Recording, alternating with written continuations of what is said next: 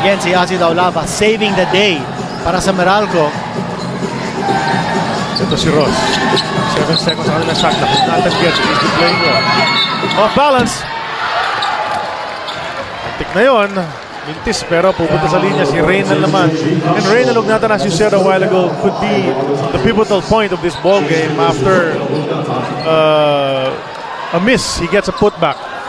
And he stretches the lead back to 8 just a while ago. It could have been a 4-point lead kung nakashoot ang Meralco sa kabila. But he prevented them from getting that rebound.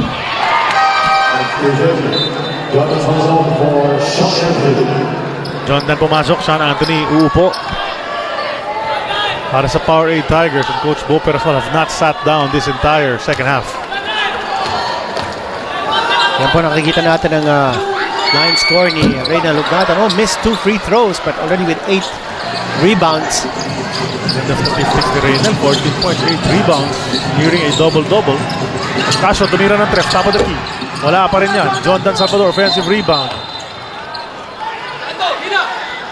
Reynal Lugnatan natawagan ng loose ball foul. Both teams in the penalties of free throws now coming up for Powerade. Itong sinasabi mo kanina, Charlie, no, importante na maipasok ng dalawang koponan yung kanilang free throw opportunities. Every point matters so much. Everybody's missing. Yeah, kanina nakita natin si Lugnatan, dalawang mintis. Ngayon nag-mintis si John Dan Salvador.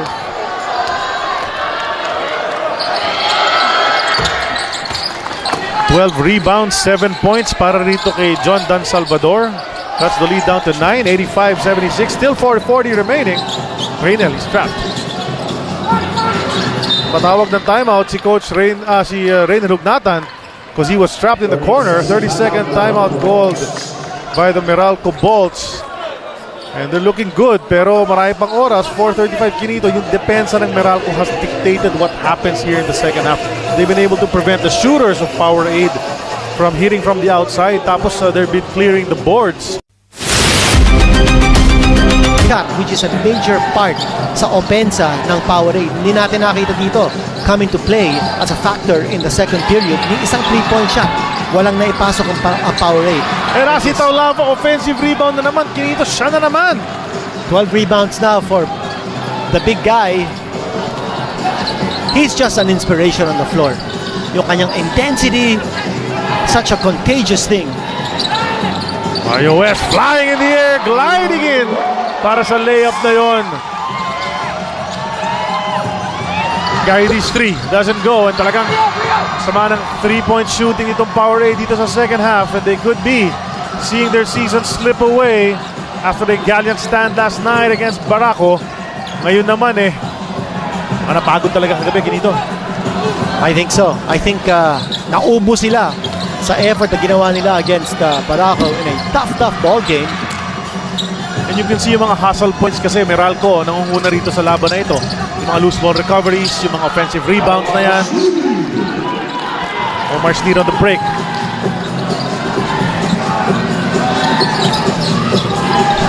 Sol Mercado hindi magmamadali dahil maganda ang daloy ng opensa. Ba't niya sisirain sa pagmamadali? Here's Asi Taulava with a mismatch. And the score! Asi Taulava. He's doing it all.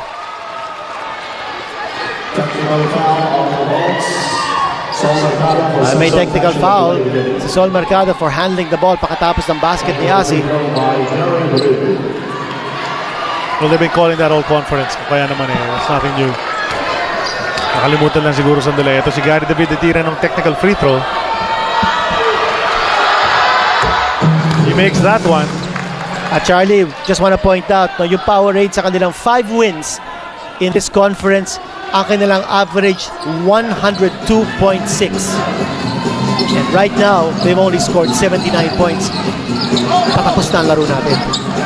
So nagkulang sila sa opensa rito. They didn't get the firepower they wanted from their shooters, especially from the outside. May mga power moves na ganyan ni Omar Sneed. Medyo kinulang sa laban na ito. So far, it's only 8 points. But Mario West is still aggressive. Muntik na nakakuha ng 3-point play. Balik linya na naman si Mario para sa dalawang free throw. 2:35 remaining, 8-point lead Pwede pa yan, pero Powerade gotta get some stops and some makes on the other end. Charlie, nakakagulat dito. Yung aside of that, lumalaban for rebound, lumalaban sa depensa. And Asi Taulava. Baga, para silang nakasandal sa pader. Yeah, exactly. Pag nandyan si Asi sa loob, anchoring the defense. We got a 30-second timeout. And horrendous free throw shooting dito sa ating 4-5 remaining. Last 2 minutes. And what a mismatch. JV Casio against Mario West. Naulaw ang kanyang tira. Asi fighting for it. He taps it in. May nakuha ni Jonathan Salvador. Eto, Powerade tumatakbo. They need a quick basket. JV Casio Looking to set up a shooter. no one coming his way. Finally, Gary D gets it. They're taking too much time. Itong Powerade Tigers. Sneed takes that three. He makes it. It's called a three-pointer. And that's just a 4-point lead. With 1:32, it's still possible para sa Powerade. So yung patience itong Powerade Tigers was able to pay off dun sa doon na yun. Akala natin broken play at under the gun na yung tira ni Omar Sneed. But he hits the three at 7. Bigla pumutok si Omar Sneed. sabi ko nga baka he was saving the best for It last. looks like. But then they allowed themselves to go down by 13. Kung kaya naman medyo hirap sila makahabol dito. But they're right back in it. 1 minute and 32. Just a 4-point lead. 29 points, 15 boards. At tumaas na ang kanyang field goal percentage. Sabi mo kanina, napakababa ng first quarter niya. 22 points here in the fourth quarter alone. Yan po binibigay ni Omar Sneed sa kanyang koponan. Under the gun ng Powerade, down by 4. 132, parehong koponan, nasa penalty situation. Buhay na buhay ang Powerade faithful dito. Smelling a comeback para sa kanilang Tigers. And some fresh legs on the floor. Si Lordy Tugate ngayon ang bumapantay ay Mario West. Natin binigay kay West. 10 seconds on that shot clock. West attacks. Double team comes. Throws it up. Pasok pa rin para kay Mario West. And what a basket para kay Mario. And Meralco needed a clutch basket and they went to the import. JV Casio di talaga makalibre rito. They go to Sneed. He's looking for a 3-point shot. One more time. Wala yan. And Sol Mercado gets that rebound. Under a minute remaining. Kicks it out to Hugnatan. Wisely and nagsasayang sila ng oras dito dahil lamang naman sila ng 6. Powerade is not fouling. Time ticking away. Electing not to foul. No instructions. Go Perasol got his hand raised. Telling them to just play it out. Hook shot! Crucial shot after crucial shot para sa Meralco Bolts dito sa ating fourth quarter. Kanina, yung si Mario West ngayon, si Mac Cardona, he started out the ball game in a nice way para sa kanila. It looks like he's ending in the same manner.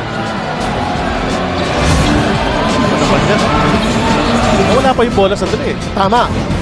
You know, what made that shot more crucial was the fact that it stretches it now to a 3-possession game. Whereas So pag matalo sila rito at ma-out sila kinito, may chance pa kaya siya mag-MVP for the season?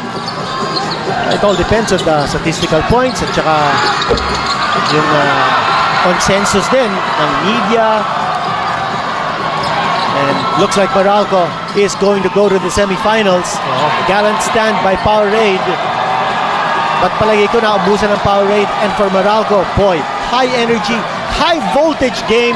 They deserve to be in the semifinals. Tama yun in this ball game. They just played with higher energy mula sa umpisa ng ating laro hanggang dito sa final buzzer. It's over. And a great embrace mula kay Coach Ryan Gregorio. Kay Asi Taulava at center court. They accomplished it. They're in the semis once again. Powerade season is over. Magandang effort na pinakita nila. Great run. Finals in the first conference. And Gary D scoring sprees all the time.